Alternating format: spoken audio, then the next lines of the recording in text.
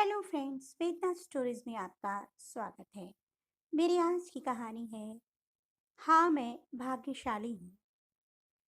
Park के gate के सामने एक कार आकर रुकी और उसमें से एक बुजुर्ग उतरे और पार्क के अंदर आ गए। कार में से एक नौजवान ने उनको बाय बाय किया और कार आगे बढ़ गई। ऐसा 3 दिन से हो रहा था और अमन जी यह नोटिस कर रहे थे कि वह बुजुर्ग इस पार्क में नए व्यक्ति दिख रहे हैं। इससे पहले तो उन्होंने कभी नहीं देखा था। उन्होंने उनसे बात की। नमस्ते जी, मैं रमन गुप्ता। मैं इस पार्क में काफी समय से प्रतिदिन आता हूँ, पर पहले तो आपको कभी नहीं देखा। जी नमस्ते, मैं हूँ कैलाश। मैं इस शहर में नया हूँ, अभी 2-3 दिन से ही पार्क में आना शुरू किया है। रमन, ओह अच्छा, मैं 2-3 दिन से देख रहा हूँ आपका बेटा ही आपको छोड़कर जाता है। कैलाश, जी बेटा ही समझिए, या फिर बेटे से भी बढ़कर। वैसे वह मेरा दामाद है। वह मुझे पार्क में छोड़कर खुद जिम चला जाता है और वापसी में मुझे घर ले जाता है। रमन, बहुत बढ़िया। धीरे धीरे रमन और कैलाश में दोस्ती हो जाती है। अब दोनों आपस में बेझिझक कोई भी बात करते हैं, चाहे फिर घर की बात हो या रिश्तेदारी की या काम धंधे की। कैलाश का दामाद पंकज उनका बहुत ध्यान रखता था। रोज काम से लौटकर आने के बाद उनके कमरे में जाकर उनकी तबीयत पूछता था और उन्हें किसी चीज की जरूरत तो नहीं, यह भी पूछता था। कैलाश जी की आंखों में आंसू आ जाते थे पंकज का प्यार देखकर।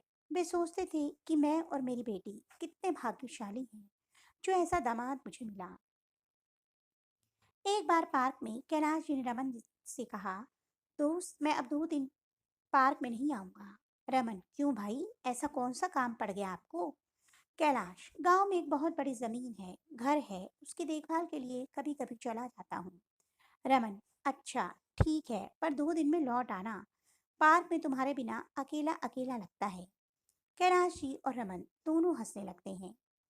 2 दिन बाद जब कैलाश जी पार्क में लौट कर आते हैं तो रमन जी उनसे कहते हैं, यार कैलाश, अगर तुम बुरा ना मानो तो मन में एक बात आई है, कह डालूं? कैलाश, दोस्ती में हिचकिचाना कैसा, कहो। रमन, आजकल के जमाने में जब बेटे अपने बाप की इज्जत नहीं करते, उनका ध्यान नहीं रखते, तब ऐसे माहौल में तुम्हारा दामाद तुम्हारी इतनी देखभाल कैसे कर सकता है? मुझे तो लगता है उसे तुम्हारे बड़ी सी गांव की जमीन और घर की लालच है। उस जमीन को तुम लाखों में बेच सकते हो और घर भी तुम्हारा लाखों का है। ऐसा मुझे तुम्ही ने बताया था। वह चाहता होगा कि तुम सब कुछ उसी के नाम कर दो। कैलाश, नहीं नहीं, ऐसा कुछ नहीं है। मेरे दामाद के पास कौन सी कमी है जो वह मुझसे लालच रखेगा? बिजनेस भी अच्छा है। रमन, मेरी बात मानो, उसे एक बार परख कर देखो। कैलाश जी ने रमन की बात सुन तो ली, लेकिन उनके दिमाग से यह बात बिल्कुल ही नहीं निकल रही थी। कई दिन तक वे उधेड़ बुन में लगे रहे और जब पंकज का व्यवहार देखते थे तो अपनी शंका पर उन्हें शर्म आने लगती थी। और दूसरी तरफ आजकल के माहौल को देखते हुए पंकज के अच्छे व्यवहार पर अपने दोस्त की बातों के कारण शक भी होने लगता था। उन्हें समझ नहीं आ रहा था कि क्या करूं और क्या नहीं। फिर एक दिन वह अचानक अपने गांव चले गए और वापस आकर पंकज से बोले, बेटा, मेरे गांव में मेरी एक मुंह बेली बहन है। उसकी बेटी बहुत गरीब और विधवा है। बड़ी मुश्किल से बच्चों को पाल पोस रही है। मैं सोच रहा हूँ कि अपना घर उसके नाम कर दूँ। तुम्हारी इस बारे में क्या राय है? पंकज, पापा जी, यह तो बहुत अच्छा विचार है। आपको ऐसा ठीक लगता है तो जरूर कीजिए। उन्होंने देखा कि यह बात सुनकर पंकज के माथे पर शिकन तक नहीं आई।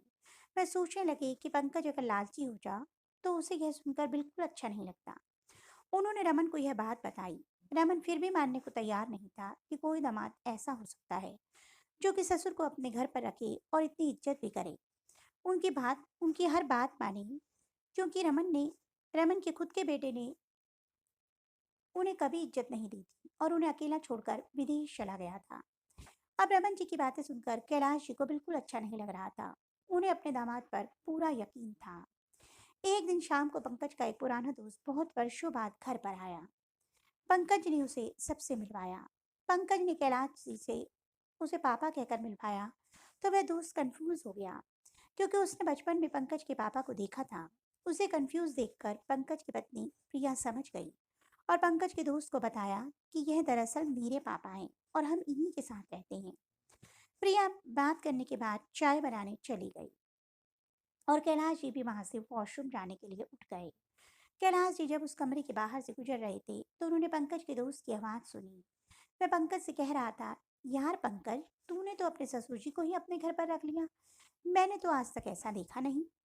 तभी पंकज की आवाज़ सुनाई दी, यार तू नहीं समझेगा, मैंने अपने स्वार्थ के कारण ससुर जी को यहाँ पर रखा हुआ है। अब कैलाश जी कान लगा कर सुनने लगे। मेरी सासू माँ के देहांत के बाद पापा जी अकेले हो गए थे और उनकी चिंता करते हुए मेरी पत्नी प्रिया हर वक्त उदास और परेशान रहती थी। रोज रोज तो अपने पापा की देखभाल के लिए वह जा नहीं सकती थी। हर बेटी को अपने माता पिता की चिंता तो होती ही है। मैं प्रिया की खुशी के लिए पापा जी को यहाँ पर बुला लिया। अब प्रिया टेंशन फ्री रहती है और हर समय खुश रहती है। पहले वह मुझे प्यार करती थी, अब वह मुझे बहुत ज्यादा प्यार करती है और हद से ज्यादा मेरा सम्मान करती है। मुझे अपने परिवार में और क्या चाहिए। प्रिया भी खुश, पापा जी भी खुश, बच्चे भी नाना जी के साथ खुश और मैं इन सब के साथ बहुत खुश। यही तो मेरा स्वार्थ है। पंकज का दोस्त हैरानी से सब कुछ सुन रहा था और कैलाश जी की आंखों में खुशी के आंसू थे। पूरी रात वह सुबह होने का इंतजार करते रहे ताकि सुबह सुबह पार्क में जाकर अपने दोस्त रमन की गलतफहमी को दूर कर सके और उन्हें बता सके कि हाँ, मैं भाग्यशाली हूँ। हाँ, मैं सचमुच भाग्यशाली हूँ। सच में दोस्तों, अगर हर जवाई, हर दामाद बेटा बनकर रहे